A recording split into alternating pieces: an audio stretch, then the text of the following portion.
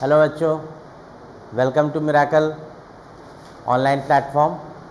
हम लोग offline class चला रहे थे, रिकॉर्डेड लेक्चर्स। आप लोग का डिमांड था कि सर रिकॉर्डेड लेक्चर्स दीजिए, तो अभी हम लोग इंटीग्रोमेट्री सिस्टम कर रहे हैं। एक क्लास हम लोग लाइव सेशन देखे थे, दूसरा क्लास में रिकॉर्डेड लेक्चर दिए थे, और तीसरा आज जो है वही स्किन चैप्टर का ही या इंटीग्रोमेट्री सिस्टम का ही लेक्चर थर्ड है, जिसमें हम लोग ग्लैंड्स ऑफ द स्किन के बारे में पढ़ेंगे। ये डिटेल लेक्चर हो जाएगा। इस लेक्चर के बाद फिर आपका जो फाइनल हो जाएगा इंटीग्रोमेट्री सिस्टम वो कंप्लीट हो जाएगा।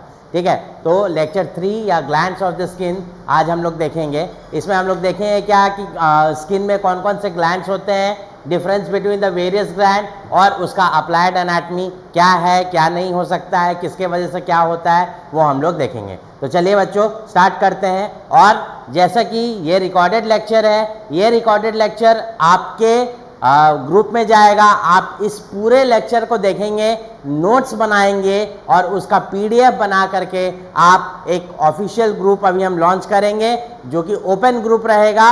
उसमें सब लोग उस पीडीएफ को डालेंगे। ठीक है, चलिए बच्चों स्टार्ट करते हैं। तो पहला है glands of the skin. Skin के बारे में लास्ट लेक्चर्स में, प्रीवियस लेक्चर में हम लोग देख क्या लिए थे, स्किन क्या होता है। ठीक है, लेयर्स ऑफ द स्किन क्या क्या है, लेयर्स ऑफ द स्किन कौन कौन से हैं, epidermis, dermis, layers of the skin कौन कौन से हैं। ठीक है, फिर एपिडर्मिस के बारे में हम लोग देखे थे, एपिडर्मिस में क्या क्या लेयर्स होते हैं। डर्मिस के बारे में हम लोग देखे थे। पिगमेंटेशन ऑफ द स्किन के बारे में हम लोग पढ़े थे, पिगमेंटेशन ऑफ द स्किन। ठीक है, एंड लास्ट क्लास हम लोग देखे क्या था, फंक्शंस ऑफ द स्किन। जो मेन फंक्शन था वो हम लोग देखे थे। ये प्रीवियस 2 लेक्चर्स में हम लोग देखे थे। आज जो लेक्चर है उसमें हम लोग देखेंगे ग्लैंड्स ऑफ द स्किन। अब स्किन क्या है, एक ऑर्गन है। ठीक है, सबको पता है कि स्किन क्या है, एक ऑर्गन है। तो इस ऑर्गन में एक स्पेशल ग्लैंड होता है। ठीक है, ग्लैंड होता है। तो जो स्किन के ग्लैंड्स होते हैं वो 2 प्रकार के होते हैं। They are namely sebaceous gland and sweat gland. तो वेरी इंपॉर्टेंट पॉइंट, स्किन में 2 ग्लैंड हो गया, एक हो गया सेबेशियस ग्लैंड, दूसरा क्या हो गया, स्वेट ग्लैंड।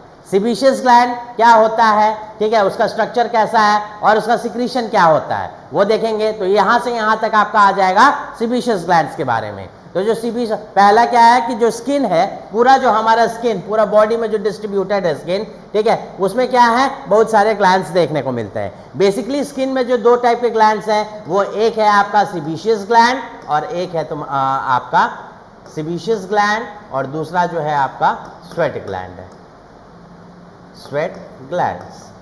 ठीक है, तो सेबेशियस ग्लैंड क्या होता है, दे आर सिंपल, या तो वो सिंपल होगा या तो ब्रांच्ड एल्वियोलर ग्लैंड्स। ठीक है, कैसा होगा बच्चों, या तो वो सिंपल होगा इस टाइप का, ठीक, इस टाइप का सिंपल होगा, ये हो गया सिंपल, या फिर इस टाइप से ऐसे ब्रांच्ड एल्वियोलर ग्लैंड्स हो सकता है। दोनों फॉर्म में वो एग्जिस्ट कर सकता है। ये हो गया आपका सिंपल, ये हो गया आपका एल्वियोलर, सॉरी ब्रांच्ड। ठीक है, alveolar gland situated in the dermis of the skin. Location कहाँ पे है सेबेशियस ग्लैंड का, डर्मिस, जो डर्मिस है स्किन का वहां पे लोकेटेड है। ठीक है, और डिटेल स्ट्रक्चर देखते हैं। तो देखते क्या है, जो इसका स्ट्रक्चर है, दे आर आइदर ओवॉइड और spherical in shape and are situated at the side of the hair follicle. कैसा है ये, ओवॉइड, या तो अंडा के आकार का है, ओवॉइड, और स्फेरिकल इन शेप। ये कैसा होगा, ओवॉइड होगा, अंडाकार होगा, या स्फेरिकल होगा। ठीक है, and are situated at the side of the hair follicle. कल जब मैं तुम लोग को बता रहा था डर्मिस के बारे में, तो डर्मिस में 2 लेयर देखे थे, सुपरफिशियल पैपिलरी लेयर और सेकेंड है डीप रेटिकुलर लेयर। तो रेटिकुलर लेयर में ही क्या था, मेरे जितना हेयर फॉलिकल्स था, ठीक है, वो सब का, या जितना ग्लैंड्स था वो सब यहीं पे कन्फाइंड था रेटिकुलर लेयर में। तो ये बोल क्या रहा है, ये डर्मिस ऑफ द स्किन में सिचुएटेड है ये ग्लैंड। ठीक है, और ये बोल क्या रहा है कि जो सेबेशियस ग्लैंड है ये ओवॉइड शेप का स्ट्रक्चर रहता है and are situated at the side of the hair follicle. Hair follicle का मतलब क्या हो गया, हेयर का वो फ्रैगमेंट जहां से हेयर अराइज करता है। तो ये हो गया हेयर फॉलिकल, छोटा सा फॉलिकल, और उसके अराउंड ओवल शेप का स्ट्रक्चर। आप लोग जनरल डायग्राम में भी देखते होंगे। ये जो स्ट्रक्चर है इसको हम लोग क्या बोलेंगे, sebaceous gland. This is your sebaceous gland. ठीक है, so develop from the hair follicle. Now so the sebaceous gland are absent over the thick skin. जहाँ पे थिक स्किन है, जहाँ पे हेयर नहीं है, वहाँ पे सेबेशियस ग्लैंड देखने को हमको नहीं मिलेगा. क्वेश्चन आ सकता है नीट का, सॉरी नॉर्सेट वगैरह का जो क्वेश्चन हो सकता है, क्या क्वेश्चन हो सकता है, out of the following statement choose the statement which is correct in relation to sebaceous gland. ठीक है, आजकल इस टाइप का क्वेश्चन, स्टेटमेंट टाइप का क्वेश्चन बहुत आ रहा है, तो उसमें एक स्टेटमेंट दे दिया जाएगा कि जो सेबेशियस ग्लैंड है they are present all over the body. पहला स्टेटमेंट. दूसरा स्टेटमेंट क्या होगा, sebaceous glands are absent over the thick skin. या फिर पहला स्टेटमेंट दे देगा sebaceous gland develop from the hair follicles, और सेकंड स्टेटमेंट दे देगा sebaceous glands are absent over the thick skin. और फिर नीचे स्टेटमेंट देगा statement 1 is true, statement 1 and 2 are true, statement 1 is wrong, statement 2 is true, statement 1 is true, statement 2 is false, ऐसे करके statement दे दिया जाएगा. तो इसलिए स्टेटमेंट बेस्ड क्वेश्चन में नॉर्सेट में, चाहे आपका कोई भी कॉम्पिटिटिव एग्जाम में, एक क्वेश्चन पूछा जा सकता है कि जनरली सेबेशियस ग्लैंड कहाँ से अराइज होता है, हेयर फॉलिकल्स से अराइज होता है, लेकिन जहाँ पे थिक स्किन रहता है वहाँ पे क्या रहता है, सेबेशियस ग्लैंड एब्सेंट रहता है, क्योंकि वहाँ पे हेयर्स नहीं रहते. Each gland is covered by a connective tissue capsule. The alveoli of the gland are lined by stratified epithelial cells. अब जो ये ग्लैंड है, सेबेशियस ग्लैंड, ये ओवर्ड शेप का है, इसके ऊपर जो एपिथेलियम होगा या इसके ऊपर जो कवरिंग होगा वो किस चीज का होगा, बना हुआ होगा, स्ट्रैटिफाइड एपिथेलियल सेल्स. या जो सेबेशियस ग्लैंड के ऊपर जो एपिथेलियल सेल्स होंगे उसका नेचर क्या होगा, they are stratified epithelial cells. ये भी पॉइंट आपको याद रखना है. Sebaceous gland open into the neck of the hair follicle through a duct in some areas like face, lips, nipple, gland penis and labia minora. The sebaceous gland open directly into the exterior. ठीक है, बोल क्या रहा है, जो sebaceous gland होता है, ये ओवर्ड शेप का ये ग्लैंड है हेयर फॉलिकल के जस्ट अराउंड. ठीक है, ये ओपन कैसे करता है एक्सटर्नल इन्वायरमेंट में, through a special type of duct. यहाँ से ऐसे डक्ट अराइज करते हैं, उस डक्ट के थ्रू ये अपना सिक्रीशन को बाहर पोर करता है.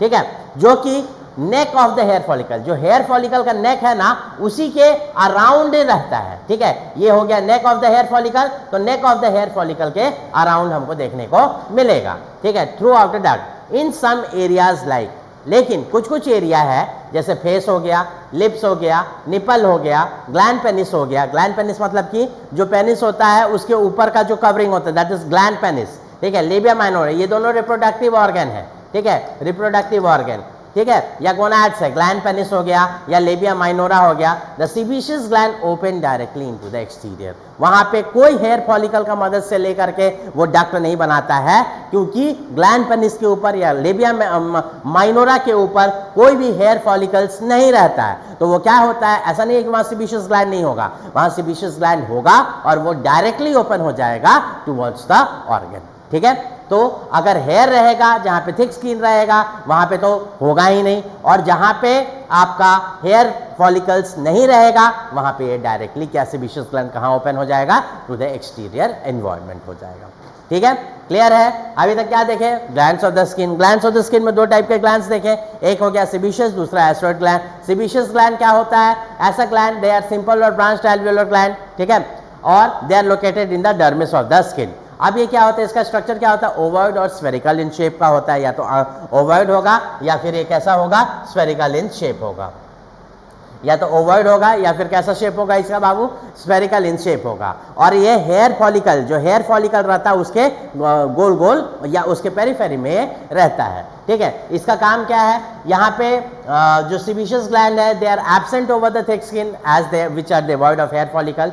जहाँ पे सेबेशियस ग्लैंड कहाँ नहीं होगा, जहाँ पे हेयर या बाल नहीं होगा वहाँ पे सेबेशियस ग्लैंड देखने को हमको नहीं मिलेगा. अब ये क्या होगा, ये ग्लैंड है तो ये कुछ ना कुछ तो सिक्रीशन प्रोड्यूस करेगा. ये जो सिक्रीशन प्रोड्यूस करेगा इसको बाहर निकालने के लिए क्या होता है, जो हेयर फॉलिकल रहता है उसके नेक के पास ही इसका ओपनिंग होता है. ठीक है, तो जिसमें जहाँ पे हेयर है वहाँ पे क्या दिखाई देगा, जहाँ पे इसका नेक है, हेयर फॉलिकल का नेक है, वहीं पे डायरेक्टली ओपन हो जाएगा. लेकिन बॉडी का कुछ कुछ ऐसा पोर्शन है जहाँ पे सेबेशियस ग्लैंड है लेकिन वहाँ पे हेयर नहीं है.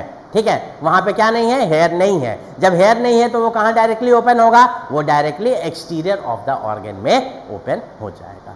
क्लियर है. अगर कोई डाउट होगा तो आप लोग लिख करके भेजिएगा, उसका सॉल्यूशन आपको प्रोवाइड कर दिया जाएगा। ठीक है, चलिए आगे बढ़ते हैं। अब अभी तक हम लोग सोचे कि ये सिक्रीशन, ये सिक्रीट करता है, ग्लैंड है तो ग्लैंड है तो कुछ ना कुछ सिक्रीशन प्रोड्यूस करेगा। तो ये क्या सिक्रीशन प्रोड्यूस करता है? जो secretion of the sebaceous gland होता है उसका नाम क्या होता है? Sebum, SEBUM। ये क्या प्रोड्यूस करेगा बच्चों? सीबम प्रोड्यूस करेगा। ठीक है, ये कैसा रहता है? It is oily substance. ठीक है, पहला सबसे इंपॉर्टेंट पॉइंट रिमेंबर करने का कि जो सीबेशियस ग्लैंड है उसका सिक्रीशन को सीबम कहते हैं, और वो कैसा होता है? ऑयली इन नेचर होता है। चेहरा पे देखते हो ना, गर्मी का मौसम में क्या होता है? चेहरा पे पूरा ऑयली हो जाता है। ठीक है, या फिर बॉडी पूरा ऑयली हो जाता है। तो वो ऑयली सिक्रीशन किसके वजह से होता है? यही सीबम के वजह से। Sebum is formed by the liquefaction of the alveolar cell and poured into out through the duct either via the hair follicle or directly into the exterior. ये बनता कैसे है? By the liquefaction of the alveolar cells. जैसे ये हो गए मेरे आपके ग्लैंड, ठीक है, जो भी सीबेशियस ग्लैंड है, इसके अंदर जो एल्वियोलर सेल्स है, इस टाइप का जो एल्वियोलर सेल्स है, ये लिक्विफाई कर जाता है। ठीक है, क्या हो जाता है? लिक्विफाई कर जाता है। अब जब ये लिक्विफाई करेगा तो क्या हो जाएगा? यही लिक्विफाई करने के बाद यही सिक्रीशन के फॉर्म में, सीबम के फॉर्म में बाहर निकलता है। अब ये सेल है, एल्वियोलर सेल था, उसके अंदर कोलेस्ट्रॉल होगा। अब वो कोलेस्ट्रॉल या फैट या लिपिड के वजह से वो कैसा होगा? ऑयली सिक्रीशन प्रोड्यूस करेगा। ठीक है, तो अभी हम लोग इसका कॉम्पोजिशन देखेंगे तो हमको पता चलेगा क्या कि इसका कॉम्पोजिशन में क्या है। इतना क्लियर है? चलिए आगे बढ़ते हैं। Composition of sebum. सीबम का क्या क्या कॉम्पोजिशन है? तो जैसे मैंने बताया, ये किसका रेमिनेंट है? एल्वियोलर सेल्स जब लिक्विफाई होते हैं तब जाकर के क्या बनता है? मेरा सीबम बनता है। तो जो सीबम रहता है उसमें क्या क्या होगा? ये सेल का लिक्विफाई मतलब कि उसको लिक्विड फॉर्म में कन्वर्ट करना है। ये सेल था, इसको लिक्विड फॉर्म में कन्वर्ट कर देना। ठीक है, तो क्या हो जाएगा? सेल का जो कंटेंट रहेगा वो तो आएगा ही। तो free fatty acid, triglycerides, squalane, sterol, waxes and paraffin, ये सारा हमको देखने को मिला। Very important point to remember, that is what is sebaceous gland पे शॉर्ट नोट आ जाएगा। तो पहले आप क्या लिखोगे? उसका स्ट्रक्चर लिखोगे। ठीक है, उसका सिक्रीशन क्या है, सीबम क्या है उसके बारे में बताओगे, कैसे बनता है वो बताओगे, और उसका कॉम्पोजिशन क्या है, और लास्ट में हम लोग देखेंगे क्या? Function of sebum. ठीक है, तो फंक्शन क्या है? Free fatty acid content of the sebum है anti bacterial anti fungal action. ये जो फ्री फैटी एसिड है इसमें इसका क्या क्राइटेरिया है? It is anti bacterial as well as anti fungal, मतलब बैक्टीरिया को भी मारेगा और फंगस को भी मारेगा। पहला पॉइंट। ठीक है, thus it prevent the infection of the skin by bacteria और फंक्शन। तो पहला फंक्शन क्या हो गया? इन्फेक्शन से बचाव करना। दूसरा, लिपिड जो है इसमें, ठीक है, triglycerides that is lipid nature of sebum keep the skin smooth and oily. It protect the skin from unnecessary desquamation and injury caused by dryness. अब देखो, ठंडा का मौसम में अगर स्किन आपका ड्राई हो जाता है तो क्या होता है? इचिंग होने लगता है। इचिंग होता है, जैसे इचिंग हो गया, ये स्किन अगर ड्राई हो जाएगा, इचिंग होगा तो क्या हो जाएगा? यहाँ का जो ऊपर वाला सरफेस है, जो एपिथेलियल सरफेस है, उसको जब हम लोग इच करेंगे, नाखून लगाएंगे, तो क्या हो जाएगा? ऊपर वाला लेयर उड़ जाएगा। उसी को हम लोग क्या बोलेंगे? डिस्क्वामेशन, अननेसेसरी डिस्क्वामेशन। डी मतलब रिमूवल और स्क्वामेशन मतलब कि स्क्वामस टिश्यू का रिमूवल हो गया। ठीक है, तो अननेसेसरली इचिंग के वजह से या ड्राइनेस के वजह से हम लोग जब उसको रब करते हैं तो रब करने के वजह से ऊपर वाला लेयर जो है वो निकल जाता है। That is termed as desquamation. Desquamation हो जाएगा। लेकिन अगर सीबम रहेगा तो क्या करेगा? वो जो हमारा उसके अंदर लिपिड है, वो लिपिड क्या करेगा? हमारे बॉडी को क्या रखेगा? ड्राई नहीं होने देगा। और ड्राई नहीं होने देगा तो हम इच नहीं करेंगे। और मान लो इचिंग अगर हुआ भी किसी कारणवश, तो स्किन ड्राई नहीं है, तो जब हम उसको ऐसे इचिंग करेंगे या नोचेंगे तो ऊपर का जो लेयर है वो लेयर बाहर नहीं आएगा। ठीक है, तो दूसरा फायदा इसका, ये स्किन को क्या रखता है? स्मूथ एंड ऑयली रहता है, मतलब कि लुब्रिकेंट की तरह काम करता है। ठीक है, फिर lipid of the sebum prevent heat loss from the body. It is particularly useful in cold climate.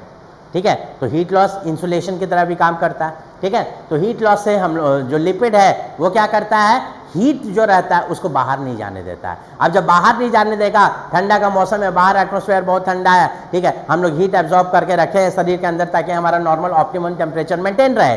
ठीक है। लेकिन अगर मान लो हमारे बॉडी में ना सेबेशियस ग्लैंड होंगे, ना हमारा सबक्यूटेनियस लेयर होगा, तो क्या होगा, सारा हीट जो हम लोग प्रिजर्व किए थे सारा हीट वापस एटमॉस्फेयर खींच लेगा, क्योंकि हम जानते ही कोई भी चीज हायर कंसंट्रेशन से लोअर कंसंट्रेशन, तो बाहर हीट का कंसंट्रेशन लो है, हमारे शरीर में ज्यादा है, तो क्या हो जाएगा, सारा हीट डिसिपेट कर जाएगा टुवर्ड्स द एनवायरनमेंट, तो हमको क्या होगा, ठंडा लगने लगेगा। ठीक है, तो हमको ठंडा से बचाने में ये इंपॉर्टेंट रोल प्ले करता है। तो 3 फंक्शन हो गया, पहला हो गया आपका इन्फेक्शन से बचाता है, दूसरा हमारे स्किन को लुब्रिकेंट की तरह सर्व करता है, और तीसरा क्या हो जाएगा, इंसुलेटर की तरह सर्व करता है, इंसुलेशन प्रोवाइड करता है। ठीक है, क्लियर है बच्चों इतना? अभी तक क्या क्या देखे, सेबेशियस ग्लैंड।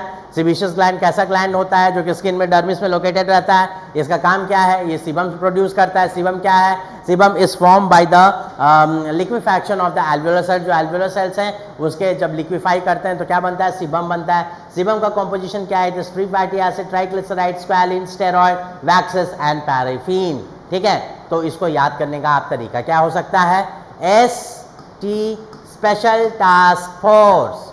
ठीक है, स्पेशल टास्क फोर्स अगर आप याद रखोगे, S से स्टेरॉइड होगा, T से ट्राइग्लिसराइड होगा, और F से क्या होगा, फ्री फैटी एसिड। ठीक है, STF ऑफ PW या special task force of PW आप याद कर लीजिएगा। अब PW से क्या हो जाएगा, आपका पैराफिन एंड वैक्सेस आ जाएगा। तो S से क्या हो गया, स्टेरॉइड या स्क्वालिन आप लिख लेंगे, T से ट्राइग्लिसराइड लिख देंगे, F से फ्री फैटी एसिड लिख देंगे, ठीक है, P से पैराफिन लिख देंगे, और W से क्या हो जाएगा, वैक्स हो जाएगा। तो STF special task force of PW से इसका कॉम्पोजिशन आप लोग याद कर सकते हैं, ये निमोनिक्स है। ठीक है, उसका फंक्शन क्या है, अब जो इसका फ्री फैटी एसिड है इसका काम क्या है, एंटीबैक्टीरियल, एंटी फंगल फंक्शन, तो प्रोटेक्शन में। फिर इसके अंदर जो लिपिड्स है, जो स्क्वालिन हो गया, जो स्टेरॉल्स हो गया, जो ट्राइग्लिसराइड्स हो गया, या पैराफिन हो गया, वैक्सेस हो गया, ये सब क्या करता है, ये सब हमारे स्किन के ऊपर एक प्रोटेक्टिव कवरिंग बनाता है, जिसके वजह से डिस्क्वामेशन, मतलब कि जो स्किन रब हम लोग करते हैं इचिंग के वजह से, तो डिस्क्वामेशन को बचाता है। तीसरा क्या हो जाएगा, it prevent heat loss, that is insulation का काम। तो ये 3 काम ये करता है। अब हम लोग क्या करते हैं कि एक्टिवेशन ऑफ सीबम। ठीक है, सेबेशियस ग्लैंड छोटे बच्चों में आप देखोगे, छोटे बच्चों में आप जनरली देखोगे तो उनका शरीर में इतना ज्यादा ऑयली नहीं रहता है, ठीक है, एज कंपेयर टू क्या बोलते हैं, अडल्ट्स। ठीक है, तो जो सेबेशियस ग्लैंड होते हैं वो एक्टिवेट, उनका एक एज होता है जब वो एक्टिवेट होते हैं। ठीक है, तो जो वही लिखा हुआ activation of sebaceous gland at puberty.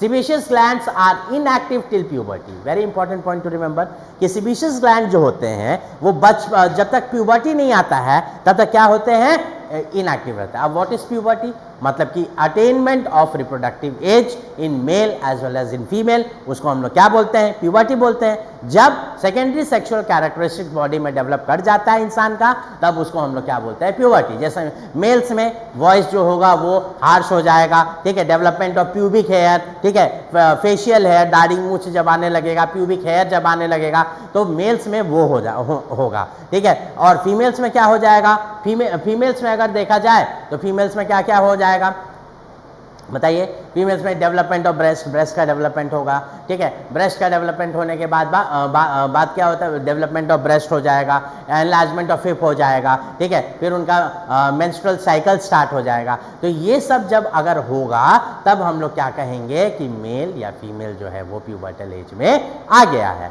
तो जब तक प्यूबर्टी एज में नहीं रहता है तब तक ये जो सेबेशियस ग्लैंड रहता है वो इनएक्टिव रहता है। ठीक है, at the time of puberty, ठीक है, प्यूबर्टी के बाद क्या होता है, these glands are activated by sex hormone in both male and female.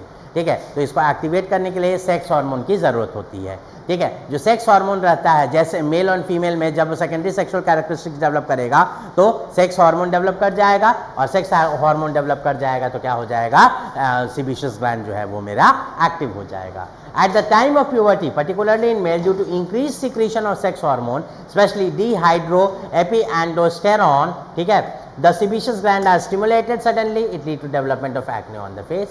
इसलिए बोला जाता है कि जैसे ही प्यूबर्टल एज आता है मेल्स में चाहे फीमेल्स में, तो सेक्स हार्मोन का जो सर्ज होता है वो बहुत ज़्यादा हाई हो जाता है, मतलब large amount of sex hormone release होता है। और उस सेक्स हार्मोन के रिलीज होने की वजह से क्या हो जाता है, जो सीबेशियस ग्लैंड है वो बहुत ज़्यादा एक्टिव हो जाते हैं, और बहुत ज़्यादा एक्टिव होने की वजह से वो चेहरे पे क्या कॉज कर देते हैं, एक्ने या पिंपल जो तुम लोग बोलते हो। तो कॉज ऑफ एक्ने आपको आज पता चल गया, that is due to excessive production of sex hormone during pubertal age.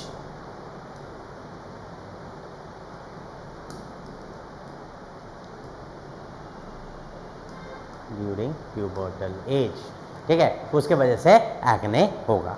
Clear है? चलिए आगे बढ़ते हैं, देखते हैं इसका अप्लाइड एस्पेक्ट क्या है, दैट इज एक्ने। ठीक है, तो एक्ने होता कैसे वो देखते हैं अभी हम लोग। Acne is the localised inflammatory condition of the skin, मतलब कि एक्ने फेस पे होगा, फेस पे कोई एक पर्टिकुलर एरिया में क्या हो जाएगा, लोकलाइज, मतलब कि एक पर्टिकुलर एरिया में, ठीक है, इन्फ्लेमेशन होगा, रेडनेस होगा, ठीक है, तो उसी को क्या बोले, localised inflammatory condition of the skin. Characterised by pimple on face, सिर्फ फेस पे नहीं होता है, चेस्ट पे भी होगा और बटक रीजन में भी हो सकता है। ठीक है, it occurs because of over activity of sebaceous gland. Sebaceous gland ज़्यादा सीबम प्रोड्यूस करता है। Acne vulgaris is the common type of acne that is developed during adolescence. जब आपका प्यूबर्टल एज होता है तो उसमें जो एक्ने डेवलप होता है, उस एक्ने का नाम क्या है, एक्ने वल्गैरिस। आपको याद रखना है, acne disappears within few years when the sebaceous gland become adapted to the sex hormone। ठीक है, और एक्ने खत्म कब हो जाता है, जब जो सेक्स हार्मोन जब लार्ज अमाउंट में प्रोड्यूस हो रहा था, ठीक है, जब सेक्सुअल ऑर्गन्स डेवलप होने लगेंगे तो वो क्या करेंगे, इस सेक्स हार्मोन्स को यूटिलाइज करने लगेंगे, तो सेक्स हार्मोन का लेवल कम हो जाएगा हमारे बॉडी में। और जब सेक्स हार्मोन का लेवल कम हो जाएगा तो क्या हो जाएगा, आपका ओवर जो प्रोडक्शन, सेबेशियस ग्लैंड जो ओवर प्रोडक्शन कर रहा था सीबम का, वो भी कम हो जाएगा, और वो कम हो जाएगा तो एक्ने जो है वो अपने आप विद द एज वो खत्म हो जाएगा।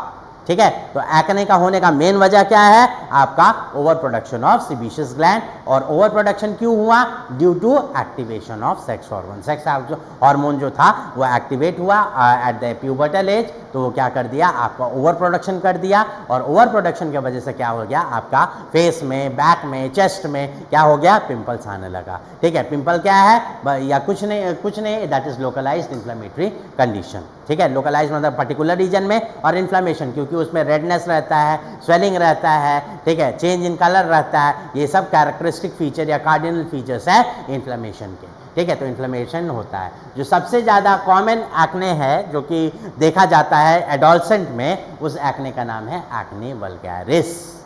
क्लियर बच्चों? तो ये था आपका सीबेशियस ग्लैंड की कहानी। ठीक है, नेक्स्ट हम लोग देखेंगे क्या, स्वेट ग्लैंड्स के बारे में। दूसरा जो ग्लैंड था that was your sweat gland. पहला जो ग्लैंड था आपका सीबेशियस ग्लैंड था, दूसरा जो है that is your sweat gland. Sweat gland जो है वो दो प्रकार के हो गए भाई। अब है आपका पहला ग्लैंड है एक्राइन ग्लैंड, दूसरा ग्लैंड है एपोक्राइन ग्लैंड। देखिए ध्यान में रखिएगा, सीबेशियस ग्लैंड बस एक ही है, ठीक है, लेकिन जो स्वेट ग्लैंड हम लोग देख रहे हैं बच्चों, वो दो प्रकार का है। एक है तुम्हारा एपोक्राइन ग्लैंड, और दूसरा है आपका इक्राइन ग्लैंड।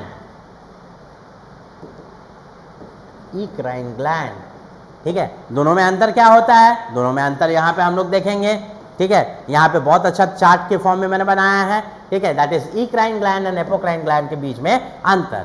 इक्राइन ग्लैंड जो होता है, it is distributed throughout the body, पूरे बॉडी में ये फैला हुआ है, हर एक कोना में स्वेट ग्लैंड जो फैला हुआ है that is eccrine in nature, ई याद रखना। लेकिन जो एपोक्राइन होता है, apocrine, they are confined in limited area like the axilla, axilla मतलब कांख, ठीक है, प्यूबिस एयर, प्यूबिक एरिया के पास, एरियोला, एरियोला मतलब कि जो निप्पल के पास रहता है, and umbilicus.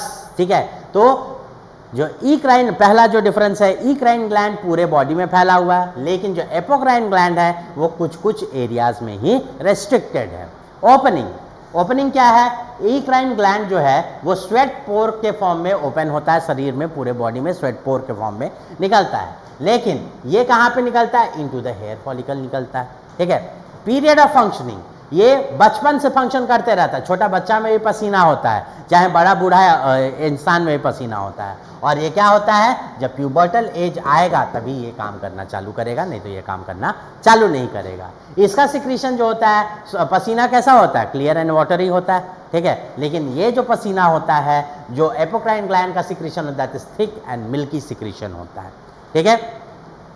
Regulation of body temperature, play important role in temperature regulation. ये बॉडी टेम्परेचर को रेगुलेट करने में बहुत इंपॉर्टेंट रोल प्ले करता है स्वेट का। And they do not play any role in temperature regulation, ठीक है। Condition when secretion increases during increase temperature and emotional condition, जब टेम्परेचर बाहर बढ़ेगा या इमोशनल कंडीशन रहेगा तब क्या हो जाएगा, आपका स्वेटिंग या पर्सपिरेशन ज़्यादा होगा, ठीक है। ओनली ड्यूरिंग इमोशनल कंडीशन, जब इमोशनल कंडीशन रहेगा, ठीक है, तभी जा करके एपोक्राइन ग्लैंड अपना सिक्रीशन प्रोड्यूस करेगा। जो इक्राइन ग्लैंड है, it is under nervous control, it is under hormonal control, ठीक है। और nerve supply sympathetic cholinergic fibre, sympathetic adrenergic fibres, ठीक है। तो ये था मेन पॉइंट ऑफ डिफरेंस जो कि था इक्राइन ग्लैंड और एपोक्राइन के ग्लैंड के बीच में। ये बहुत इंपॉर्टेंट है, ये शॉर्ट नोट में भी आपसे पूछा जा सकता है, difference between eccrine gland and apocrine gland, ठीक है।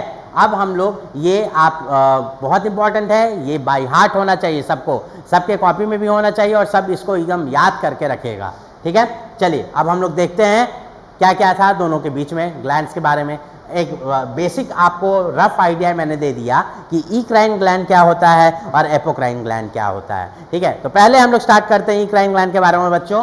Eccrine gland are distributed throughout the body, पहले मैंने बताया ये पूरे बॉडी में फैला हुआ है। There are many eccrine gland over the thick skin, ठीक है। ये हमारा जो थिक स्किन होता है पूरे बॉडी में, ठीक है, कहीं कहीं थिन है, कहीं थिक स्किन है। तो जहाँ पे जो थिक स्किन है या फिर थिन स्किन है, सब में क्या देखने को मिलेगा, हमको इक्राइन ग्लैंड देखने को मिलेगा।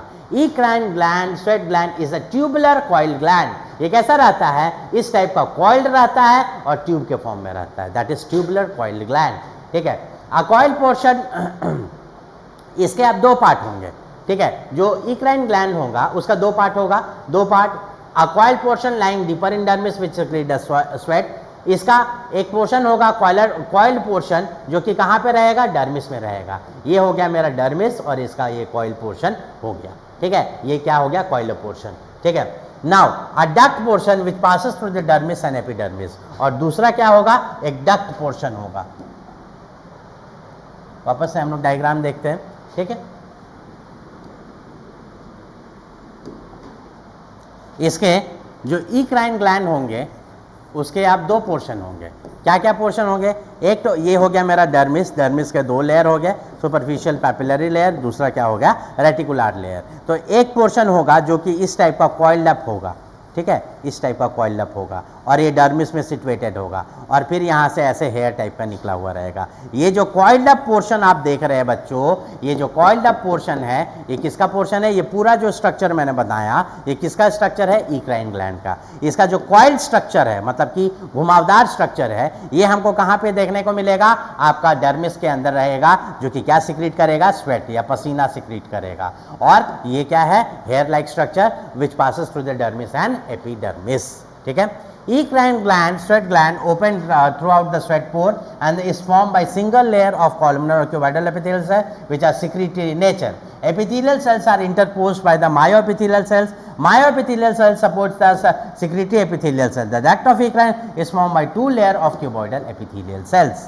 ठीक है, ये पूरा हिस्टोलॉजी हो गया, ठीक है। क्या कह रहा है, जो इक्राइन स्वेट ग्लैंड है ये बाहर कैसे निकलता है, थ्रू स्वेट पोर, ठीक है। स्वेट पोर, हमारे शरीर में बहुत सारे स्वेट पोर है, उसके थ्रू बाहर निकलता है। The coil portion is form bye, अब कॉइल पोर्शन के बारे में आ जाओ, ठीक है। Coil portion is form by single layer of columnar और क्यूबॉइडल एपिथेलियल सेल्स। जो सेल्स हैं उसमें या तो कॉलमनर होंगे या फिर कैसे होंगे, मान लो ये कॉलमनर सेल्स है, सिंगल लेयर, एक ही लेयर है, ठीक है। और ये जो सेल्स हैं इसका नेचर क्या होता है, सिक्रीटरी, ये कुछ ना कुछ सिक्रीट करते रहता है, सिक्रीटरी इन नेचर। और इसके अराउंड एक स्पेशल टाइप का सेल है जिसको हम लोग क्या बोलते हैं, मायो एपिथेलियम सेल्स, जो कि सपोर्ट करता है इस सिक्रीटरी सेल को। मान लो सिक्रीटरी सेल का अपना कंटेंट खत्म हो गया तो ये मायो एपिथेलियल सेल्स क्या करेगा, इसको कंटेंट प्रोवाइड करेगा ताकि ये अपना सिक्रीशन जो है वो कंटिन्यूअसली सिक्रीट करते रहे जब भी जरूरत पड़े तब, ठीक है, क्लियर है? ये पूरा हिस्टोलॉजी हो गया,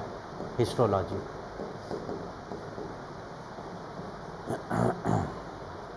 ठीक है बच्चों, क्लियर है अभी तक का? तो इक्राइन ग्लैंड ऐसा ग्लैंड है जो कि पूरे बॉडी में फैला हुआ है और वो क्या सिक्रीट करता है? स्वेट सिक्रीट करता है। जो इसका स्वेट ग्लैंड है उसका स्ट्रक्चर अगर देखते हैं तो देखते क्या है, इसके दो पोर्शन है। एक पोर्शन होता है जो कि अंदर रहता है, डर्मिस में रहता है, जो कि कॉइल्ड अप रहता है, ठीक है। और इसका अरेंजमेंट देखे, इसका सेल्स देखे तो सिंगल लेयर ऑफ क्यूबॉइडल या कॉलमनर सेल्स से बना हुआ रहता है, जिसका नेचर क्या होता है? सिक्रेटरी होता है। और उसके ऊपर एक प्रोटेक्टिव कवरिंग रहता है मायोएपिथेलियल सेल्स का, जो कि इसको सपोर्ट करता है सिक्रेटरी सेल्स को, ठीक है। और दूसरा क्या है? दूसरा जो पोर्शन है डक्ट टाइप का पोर्शन होता है, जो कि डायरेक्टली कहां जाकर के ओपन करता है? एपिडर्मिस में, जो डर्मिस और एपिडर्मिस को क्रॉस करके डायरेक्टली जाकर के स्वेट पोर में ओपन होता है, ठीक है। ये हो गया आपका distribution of eccrine gland.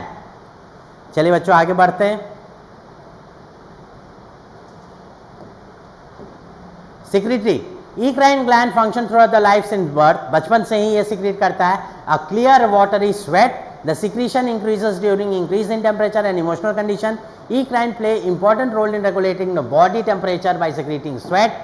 Sweat contain water, sodium chloride, urea, lactic acid, ठीक है। तो ये क्या सिक्रेट करता है? ये स्वेट या पसीना सिक्रेट करता है। पसीना क्या करता है? ज़्यादा गर्मी होता है तो पसीना हमारा बॉडी रिलीज करता है। पसीना रिलीज होगा तो क्या हो जाएगा? बाहर का टेम्परेचर ज़्यादा है, जब हमारे शरीर में पसीना या वाटर का लेयर आ जाएगा तो क्या हो जाएगा? हमारा बॉडी का टेम्परेचर अपने आप लो हो जाएगा, जिसके वजह से बाहर के एटमोसफेयर से हम लोग क्या कर पाएंगे? कोप अप कर पाएंगे, ठीक है, ताकि हमारा सारा एंजाइमेटिक एक्टिविटी अच्छे से काम करे, ठीक है। तो वही होता है पसीना का फंक्शन, टेम्परेचर रेगुलेशन ऐसे ही होता है, ठीक है। तो जो इक्राइन ग्लैंड है वो टेम्परेचर रेगुलेशन में इंपॉर्टेंट रोल प्ले करता है, ठीक है। Control of eccrine gland, nervous control and supplied by sympathetic postganglionic cholinergic fiber which secrete acetylcholine. Stimulation of causes secretion of sweat, ठीक है। ये क्या मतलब कि ये नर्वस कंट्रोल में है और नर्वस में कौन सा है? सिंपैथेटिक नर्वस सिस्टम, जो कि क्या रिलीज करेगा? एसिटाइलकोलिन रिलीज करेगा। उसके वजह से क्या होगा? इंक्रीज स्वेट सिक्रीशन होगा, ठीक है। तो वही इमोशनल स्ट्रेस में जब बहुत ज़्यादा टेंशन में रहते हो आप, ठीक है, तो क्या होता है? जब बहुत ज़्यादा डरे रहते हो, ठीक है, तो सिंपैथेटिक नर्वस सिस्टम काम करता है। Sympathetic nervous system acetylcholine release करवाता है और एसिटाइलकोलिन क्या करवाता है? आपका इंक्रीज स्वेट सिक्रीशन करवा देता है, ठीक है। तो ये था आपका इक्राइन ग्लैंड्स के बारे में, जो आपका इक्राइन ग्लैंड्स के बारे में। अब हम लोग देखेंगे एपोक्राइन ग्लैंड्स के बारे में। तो डिस्ट्रीब्यूशन कहाँ है? Apocrine glands are situated in certain area of the body like axilla, ठीक है, axilla, pubis, areola and umbilicus. तो ये हमारा बॉडी का कुछ स्पेसिफाइड पोर्शन में, जैसे एक्सिला आर्मपिट्स के पास, प्यूबिस रीजन, एरियोला निप्पल के पास और अम्बिलिकस नाभि के पास रहता है। Apocrine gland are also tubular coil structure. The coiled portion lie in the deep dermis, but the duct opens into the hair follicle above the opening of the sebaceous gland. ठीक है, तो ये क्या होता है? ये भी आपका डर्मिस में ही रहता है, ठीक है, डर्मिस में ही सिचुएटेड है, लेकिन और ये भी कॉइल अप स्ट्रक्चर ही है जो कि डर्मिस में सिचुएटेड है, लेकिन इसका जो डक्ट रहता है ये डायरेक्टली कहां पे?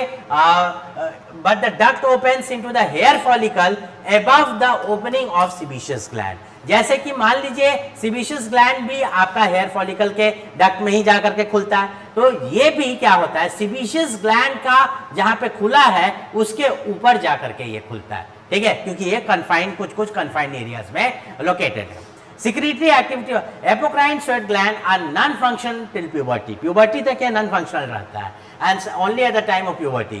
In old age the function gradually decline. ठीक है, बच्चा में दिखाई नहीं देगा, pubertal age में दिखाई देगा, ये काम करेगा, और जैसे ही आदमी बूढ़ा होगा तो क्या हो जाएगा? इसका फंक्शन जो है वो फिर डिक्लाइन हो जाएगा. The secretion is thick and milky. इसका secretion कैसा होता है? गाढ़ा होता है और चिपचिपा मिल्की व्हाइट कलर का होता है, ठीक है. At the time of secretion it is odourless, ठीक है, जब ये सिक्रीट होगा तो इसमें कोई महक नहीं होगा.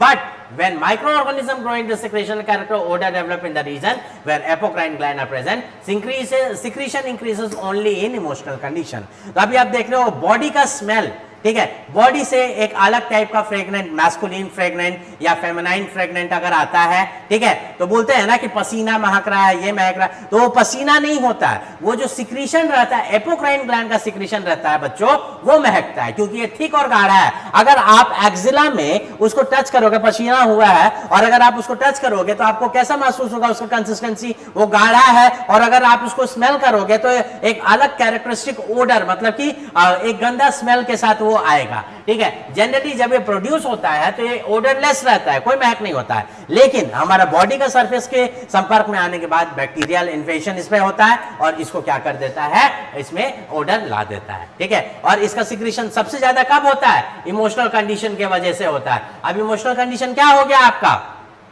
इमोशनल कंडीशन, बहुत सारा इमोशनल कंडीशंस होता है, जैसे स्ट्रेस हो गया, ठीक है, फिर आपका और भी बहुत जितने भी टाइप के इमोशनल कंडीशंस हो गए, उनमें ये आपका बॉडी से सिक्रीट होगा।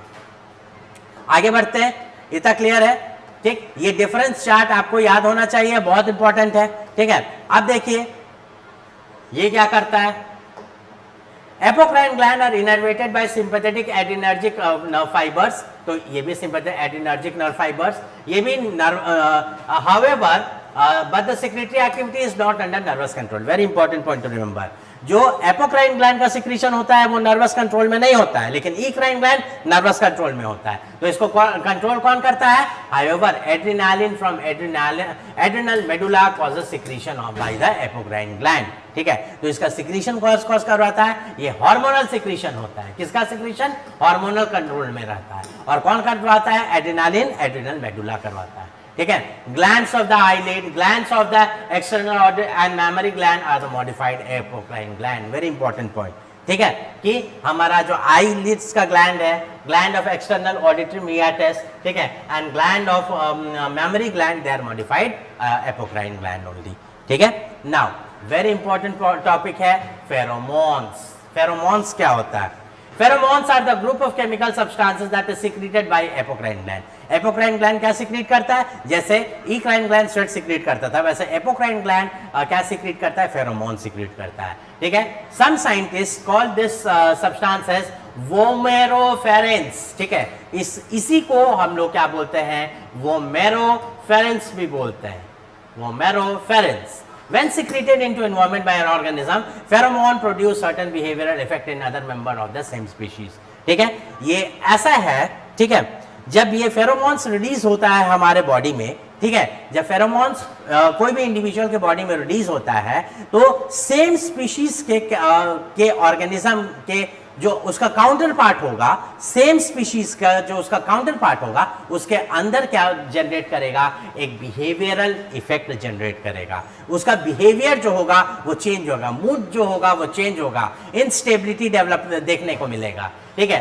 Pheromone are mostly present in urine, vaginal fluid and other secretion of mammal and influence the behavior and reproductive cycle in these animals। आप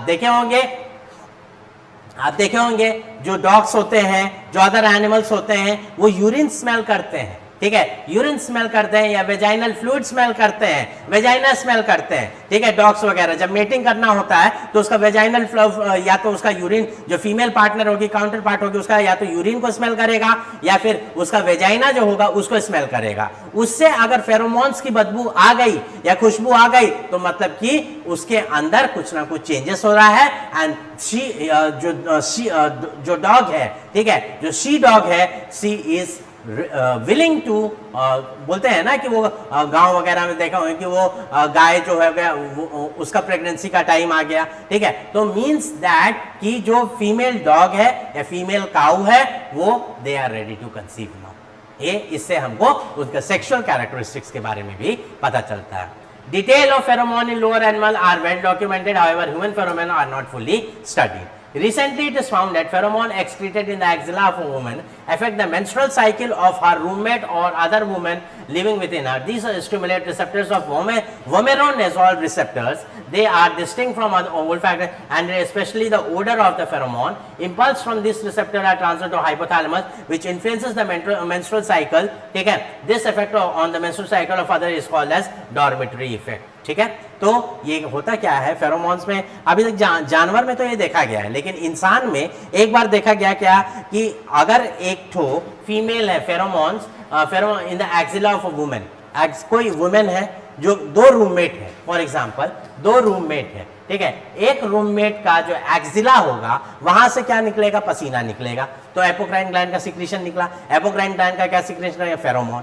वो फेरोमोन ये जो उसकी फीमेल रूममेट है इसके बॉडी में क्या जब वो उसको स्मेल करेगी तो इसके बॉडी में जाकर के वो मेंस्ट्रुअल साइकिल को इंड्यूस करेगा, ठीक है, मेंस्ट्रुअल साइकिल को वो स्टार्ट करवा देगा। इस इफेक्ट को हम लोग क्या कहते हैं, डॉर्मिटरी इफेक्ट। क्या बोलते हैं इसको बच्चों, डॉर्मिटरी इफेक्ट, ठीक है। तो अभी वो कैसे हुआ कि देखिए हमारे बॉडी में जो स्मेल का रिसेप्टर्स है वो बस उसका स्मेल ली, क्योंकि रूम पार्टनर है, आप साथ में बैठे हुए तो उसका स्मेल आ रहा है। तो हुआ क्या कि हमारा जो स्मेल रिसेप्टर्स है वो दो टाइप का है, एक हो गया ओल्फैक्टरी और दूसरा होता है वोमेरोनेजल रिसेप्टर। एक हो गया ओल्फैक्टरी रिसेप्टर जो कि जनरल सेंसेशंस को परसीव, स्मेल सेंसेशन को परसीव करता है, और जो दूसरा होता है दैट इज वोमेरोनेजल, ठीक है, रिसेप्टर। ये क्या करता है, जितना भी फेरोमोन्स रहता है ना, फेरोमोन्स को ये पकड़ता है। जैसे ही वो वोमेरोनेजल रिसेप्टर इसका फेरोमोन्स को कैच करेगा, डायरेक्टली ब्रेन लेकर ये रिसेप्टर्स एक्टिवेट होंगे, ये ब्रेन तक जाएंगे और ब्रेन के द्वारा फिर हाइपोफाइसियल पिट्यूटरी गोनाइडल एक्सिस के थ्रू क्या करवा देंगे, फीमेल के बॉडी में मेंस्ट्रुअल साइकिल को इंड्यूस करवा देंगे, ठीक है, मेंस्ट्रुअल साइकिल को इंड्यूस करवा देंगे। इसी को हम लोग क्या बोलते हैं, डॉर्मिटरी इफेक्ट। तो शॉर्ट नोट आ सकता है डॉर्मिटरी इफेक्ट के बारे में। तो डॉर्मिटरी इफेक्ट कुछ नहीं होता है, ये फेरोमोन्स के रिलीज से वजह से होता है। फेरोमोन्स कहां से रिलीज होता है, एपोक्राइन ग्लैंड के सिक्रीशन से होता है। डॉर्मिटरी इफेक्ट क्या हो गया कि जैसे ही एक कोई भी फीमेल है उनका एक्सिला में एपोक्राइन ग्लैंड का सिक्रीशन होगा। अब दो रूममेट है, एक रूममेट का एक्सिला में फेरोमोन का सिक्रीशन हो गया, वो सेकंड पर्सन जो है उसके रूममेट है वो उसको स्मेल करेगी। अगर स्मेल करेगी तो वोमेरोनेजल रिसेप्टर जो होगा, ठीक है, ओल्फैक्टरी रिसेप्टर यहां काम नहीं करेगा, वोमेरोनेजल रिसेप्टर काम करेगा। ये फेरोमोन्स को पकड़ने के लिए हमारे शरीर में बनाया गया, ठीक है। ये फेरोमोन्स को पकड़ेगा और क्या करेगा, ब्रेन के पास जाएगा और ब्रेन से फिर हाइपोथैलेमस पिट्यूटरी गोनाइडल एक्सिस के थ्रू इस फीमेल जो सेकंड फीमेल थी उसके बॉडी में मेंस्ट्रुअल साइकिल को इंड्यूस कर देगा। इसी को हम लोग क्या बोलते हैं, डॉर्मिटरी इफेक्ट, ठीक है। और जानवर में क्या देखा जाता है, फेरोमोन्स रिलीज एक्सक्रीट कहां होता है, यूरिन में या वेजाइनल फ्लूइड में रिलीज होता है। तो आप लोग देखे होंगे जब डॉग्स वगैरह का ये होता है, एस्ट्रस साइकिल वगैरह चलता है, ठीक है, जैसा अभी इसमें ये सीजन के बाद कुछ दिन के बाद वो जब बरसात और गर्मी होता है, थोड़ा सा गर्मी थोड़ा सा बरसात होता है, मिक्स ट्रांजिशन फेज में, तब क्या होता है, उनका एस्ट्रस साइकिल चलता है। एस्ट्रस साइकिल में कैसे डॉग पकड़ लेता है, जो मेल डॉग रहता है वो कैसे पकड़ लेता है कि female is ready to conceive, तो उसका यूरिन का स्मेल से, उसका यूरिन के स्मेल वो क्या रेक्टिफाई करता है, उसका ये फेरोमोन्स को रेक्टिफाई करता है। अगर फेरोमोन रिलीज हो रहा है मतलब सी इज रेडी टू कंसीव, ठीक है। तो ये हो गया फेरोमोन्स का कंसेप्ट। हाउएवर इंसान में अभी इसका ज्यादा स्टडी नहीं किया गया है, ठीक है। तो जैसे जैसे विद रीसेंट टाइम स्टडी होगा वैसे वैसे हम लोग पढ़ेंगे, ठीक है। क्लियर है बच्चों, होप सो ये वीडियो आपके लिए काफी यूजफुल होगा, ठीक है। आप इस वीडियो को पूरा एंड तक देखेंगे बच्चों, और जो भी नोट्स होगा उसको आप अपने नोट्स कॉपी में, फेयर कॉपी में नोट डाउन करेंगे, ठीक है। अगर आपको कोई डाउट होगा तो आप पर्सनल जो हम अभी ग्रुप बनाएंगे जिसमें आप पीडीएफ भेजेंगे, उस ग्रुप में आप लिख करके बता सकते हैं या नोट डाउन करके रखिएगा। जब कॉलेज आइएगा तो आप मेरे से पर्सनली भी पूछ सकते हैं डाउट सेशन, ओके। होपफुली ये वीडियो आपके लिए बहुत अच्छा रहेगा। अब नेक्स्ट क्लास हम लोग दूसरा देखेंगे, दूसरा टॉपिक हीट रेगुलेशन का टॉपिक देखेंगे या फिर स्कल का टॉपिक देखेंगे, ठीक है बच्चों। थैंक यू, ऐसे ही मेरे वीडियो पे बने रहे आप लोग और